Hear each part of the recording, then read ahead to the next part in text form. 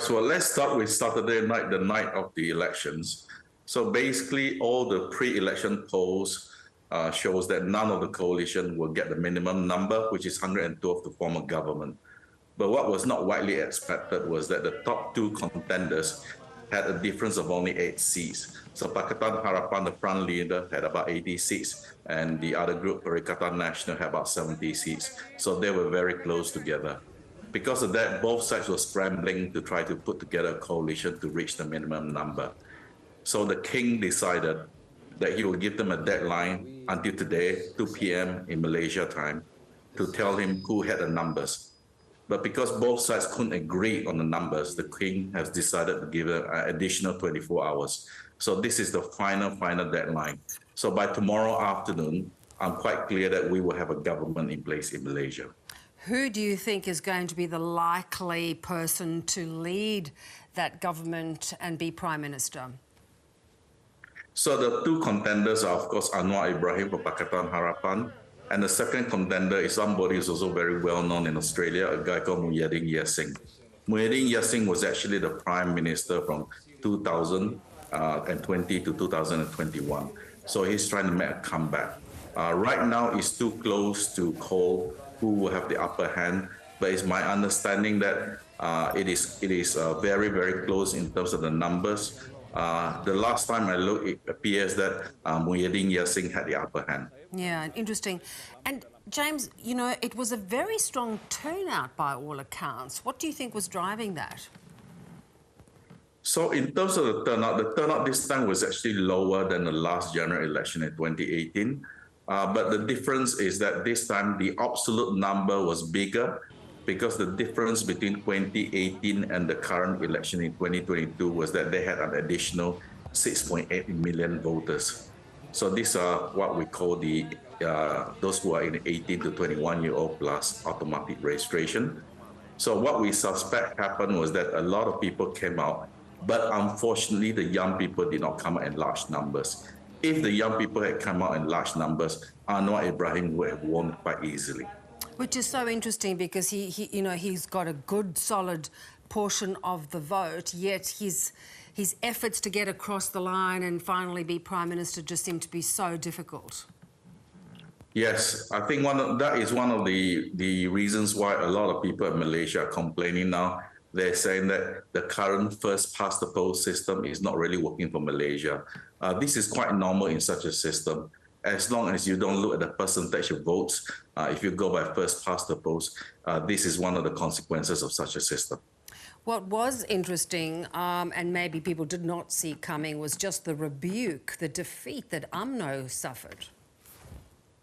Yes. So prior to the election, all the pollings were showing that UMNO will win between 60 and 70 seats. So this time they ended up with only 30 seats.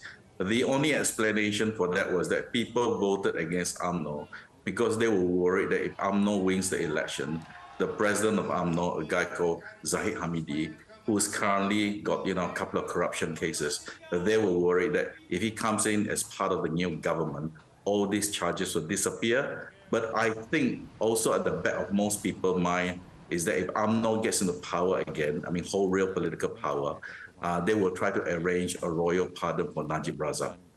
And that is such a, in a sense, that gave them a very clear message about how people feel about justice in the case of the 1MDB scandal.